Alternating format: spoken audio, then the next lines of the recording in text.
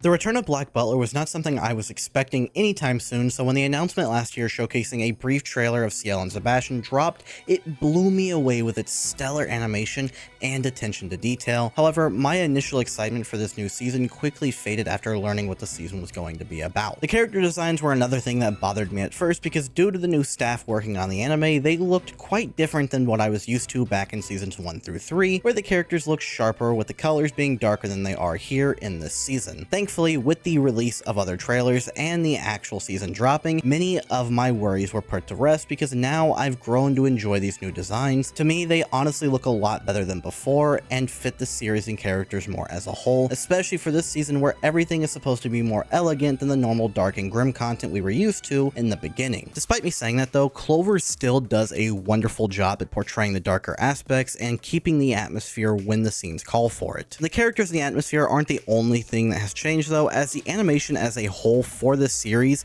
has increased beyond my expectations, with Cloverworks managing to bring mundane activities that weren't at all cared for in previous seasons, such as the pouring of a glass of tea, to life, which makes the overall viewing experience better and elevates the source material in its own way, giving reason to watch the anime over reading the manga, something I think many anime as of recent fail at doing. When it comes to the actual story content of the season, I mentioned my excitement for it was pretty low, and I originally thought this was where the season was going to suffer the most, because I had absolutely no context as to what was going to be happening in this season whatsoever. I've never read the manga, so for some reason, despite knowing that Ciel had to have some reason to go to school, because that's what the story has been about up until this point, I, being the big dum-dum that I am, thought this season was just going to be about Ciel simply going to school and learning stuff and nothing else. Don't necessarily know why I believed that was the case at first, and I sure am glad that I was wrong. So wrong, in fact, that so far as of episode 7, I think this season has become my all-time favorite of the series, but I'll have to reserve my final judgment for the end. So for anyone else that might be worried about getting into the season, let me give you a somewhat spoiler-free rundown of what it's really about and why it's great to me. The season begins with Ciel enrolling into Weston College, the most prestigious all-boys public school. Here in this school, Ciel is attempting to find a missing student named Derek at the request of the Queen because he's her cousin's son, and all the information he was given is that Derek has stopped sending letters home, something he would normally do daily, and hasn't been seen since last summer. We also know Derek isn't the only student at Weston that has gone missing. So with that knowledge, Ciel decided that it was best that he enrolls at Weston himself and needs to ensure he makes a good impression on the school as to not stand out. However, he's almost late for his first day and then immediately breaks one of the school's silly rules of not stepping on the grass because that's reserved for the prefects, which leads to scorn from the other students.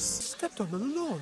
What, does he fancy himself a member of the P4? That's a guaranteed why. Indeed.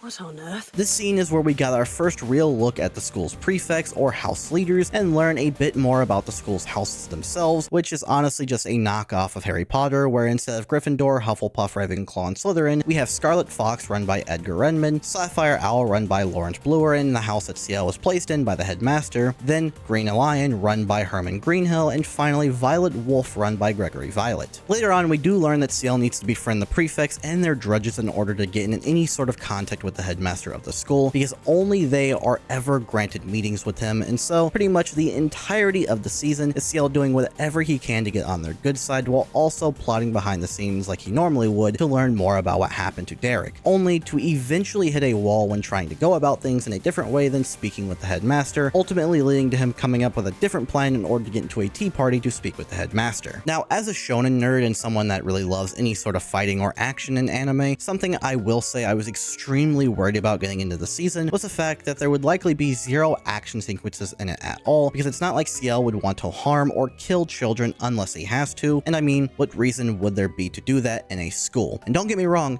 there has not been any real action scenes or fighting whatsoever in this season, but that hasn't at all negatively impacted my opinion on this season whatsoever. It's been perfect all the way through so far. I will add that I just recently, within the last few months, watched the Book of Atlantic movie for the first time, and the action in there gave me hope for more of that type of content in the series, so that may have clouded my initial judgment of this season. However, with all of what I just said, to my surprise, this season has had some sort of action in it. It may not be the normal fighting that I as shonen fan may want, as instead the action in this season came from the form of a sports game called cricket, and holy shit were those episodes beautiful. The episodes that were dedicated to them playing that game genuinely made me question why I've never watched a sports anime. The emotions, animation, everything that went into Ciel and his house playing that game, trying to win despite their small bodies, was phenomenal, and I'm sad it didn't last longer. That said though, it does seem like we're going to be entering into deeper story content with the last remaining episodes, and finally getting some answers to some questions that we've had, like where Derek is, or where the other missing students are. So that does have me very excited, because personally, I have no clue what could be going on. I just assume the students are dead. I am saddened though that we do only have just a few more episodes left before it's over, and I'm not certain whether or not it's been confirmed that the season was split into 2 cores, meaning we should be getting the Emerald Witch arc in another 6 months to a year if those leaks are true. I really do hope those leaks are true, because I've heard great things about the Emerald Witch arc and even arcs after,